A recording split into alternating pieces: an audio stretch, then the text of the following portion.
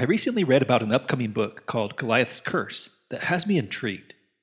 In it, the author Luke Kemp, a professor and researcher at Cambridge University, explores the rise and downfall of over 400 societies over the past 5,000 years. Kemp thinks he's found a common thread that weaves through all of these societal collapses, and it is this: that at the time of their collapse, each of the societies was led by a Goliath, a leader or system or institution that caused them to become grossly unequal. Wow. So, inequality within societies lead directly to their downfall.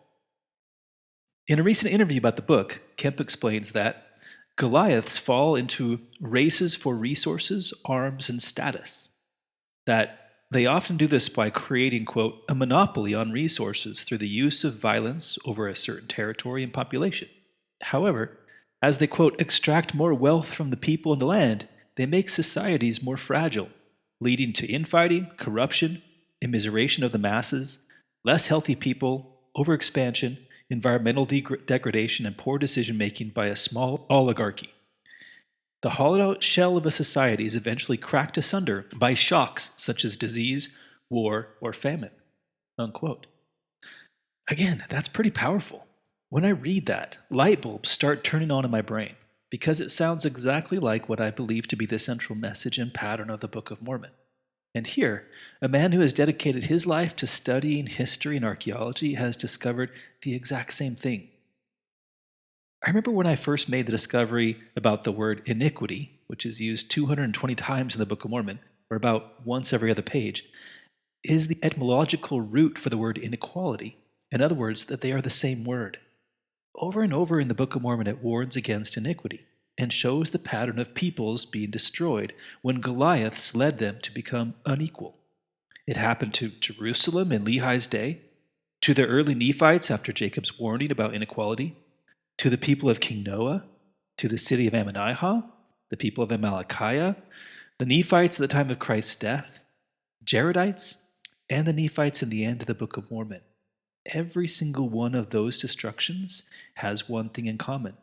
They were caused by Goliaths, leaders or systems or institutions that led the people into iniquity or gross inequality.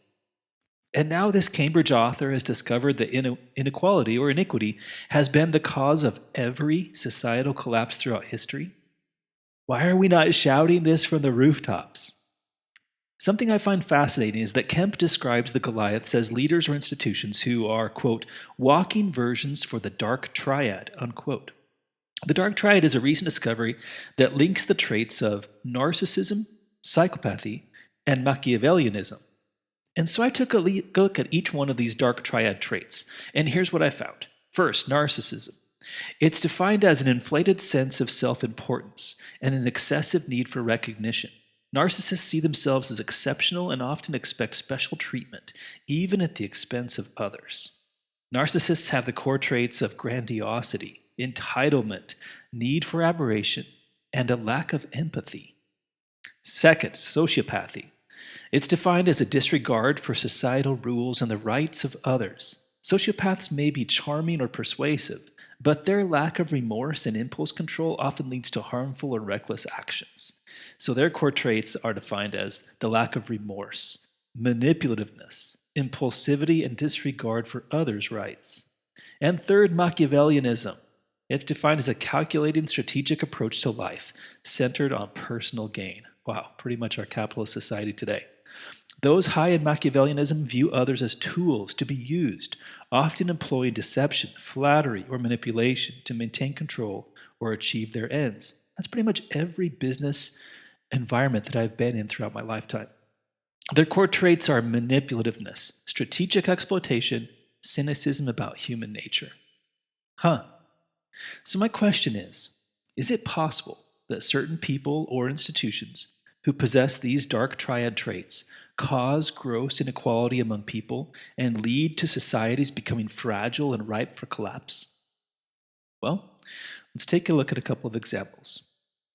First, one of the saddest examples of all time, I think, is King David. He was the OG Goliath slayer, A young shepherd who goes out on a battlefield with nothing but a few rocks and a sling, and he slays the powerful giant and he saves the people.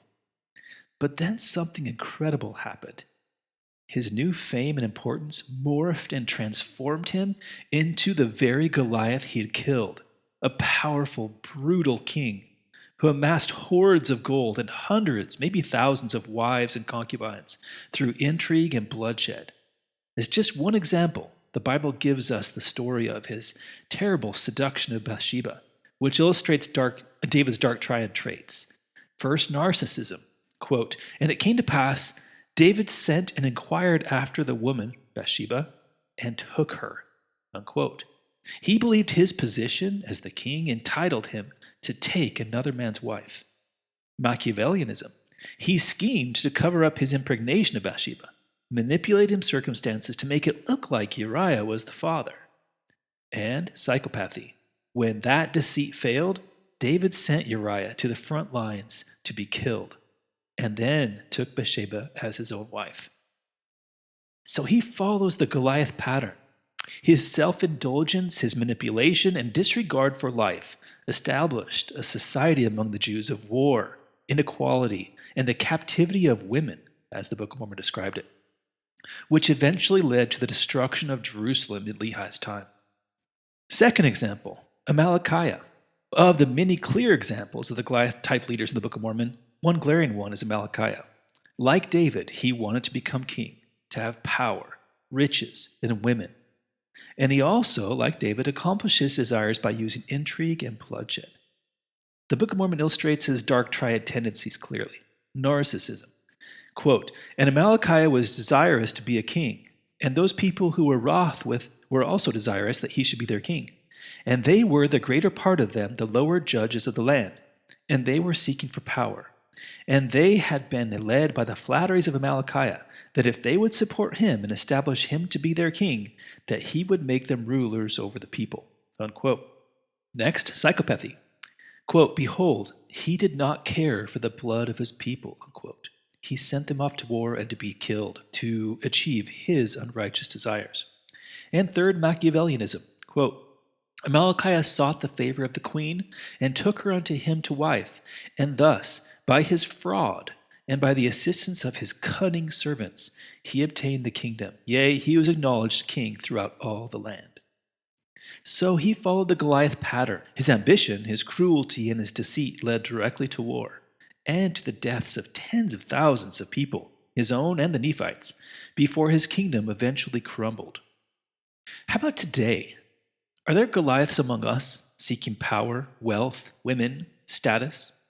Are there elite men or institutions that create gross inequality in our society, which, if the pattern of the last 5,000 years of history holds true, will cause our society to collapse? I think there are, especially in the areas of politics, business, and religion. So let's take a look. First, politics. As I look at the body of our politicians today, I see narcissism, constant self-promotion, campaigning year-round instead of governing, framing every policy in terms of personal credit. Machiavellianism, gerrymandering districts, voter suppression tactics, manipulating information to control their public perception. How about psychopathy? They show a willingness to harm constituents through neglect or cutting programs or inflaming division if it benefits their career or their party power. So their Goliath pattern is that everywhere in politics, power is hoarded. The public is treated as a means to an end, and the party is valued much more than equality and humanity. I see that everywhere. How about business?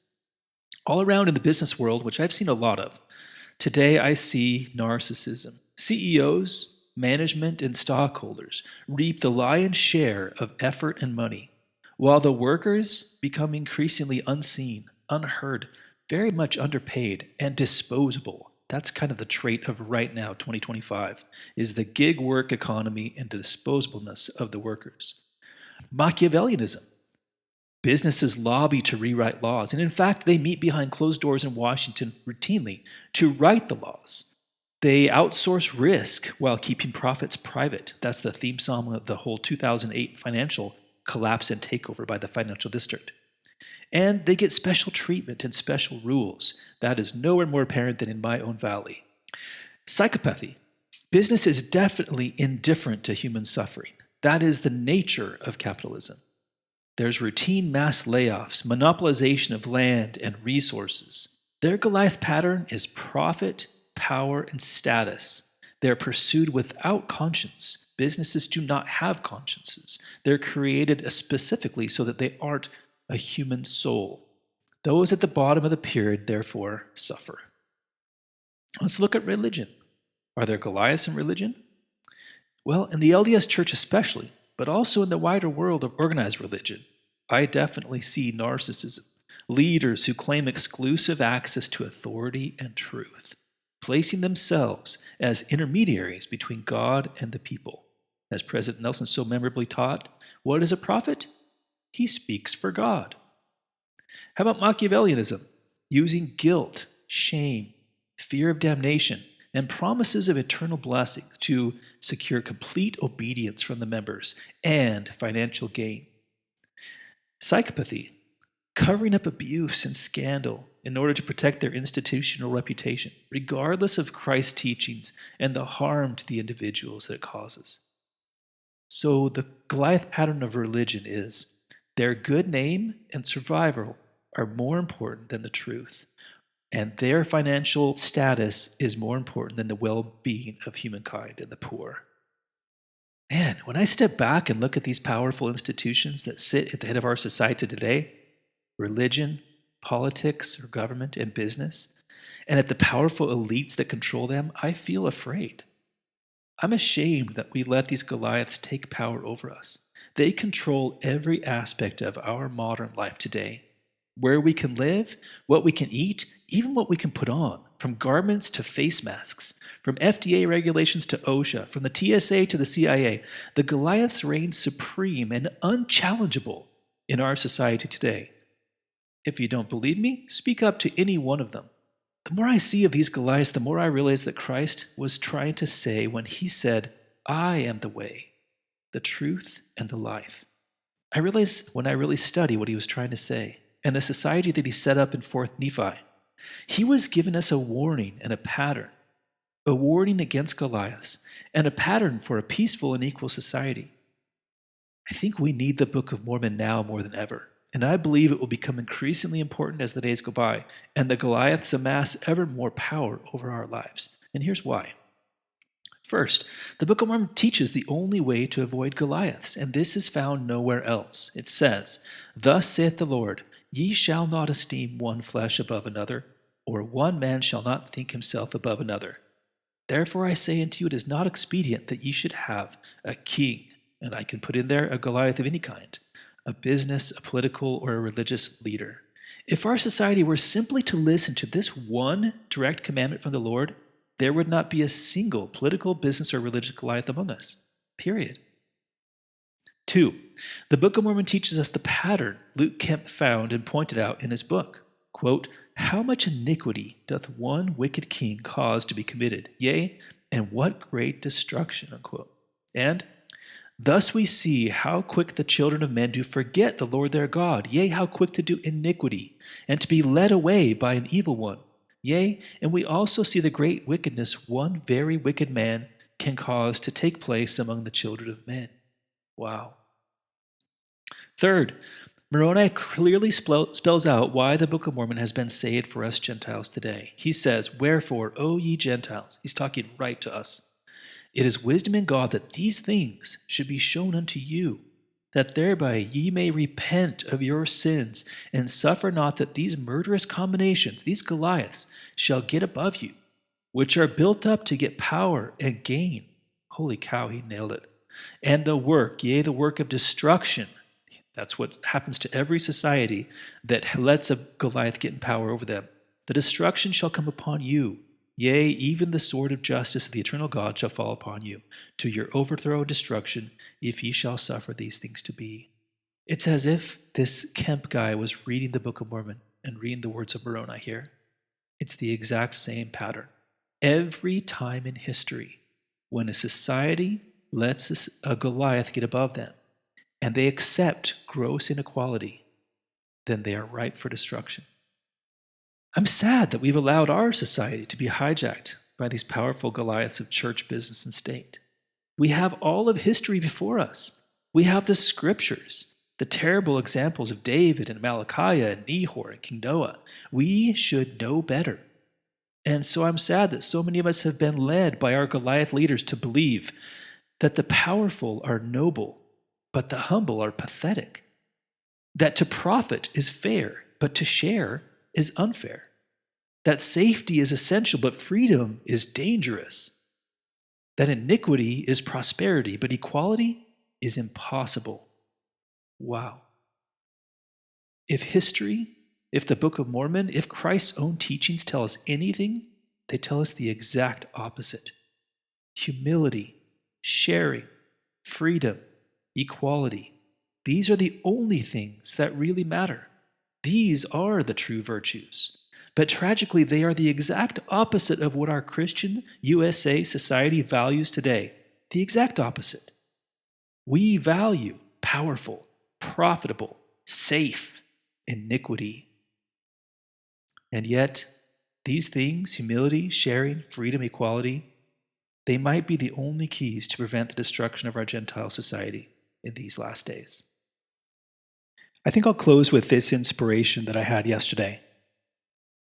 The great probation of life is not simply to endure pain or resist temptation, but to choose, when power lies in my hands, whether I will lift everyone around me up to my level or raise myself above them. To introduce or embrace inequality is to fail the test of this life. To promote and cherish the equality of every soul is to bear good fruit and be found worthy of Christ's kingdom.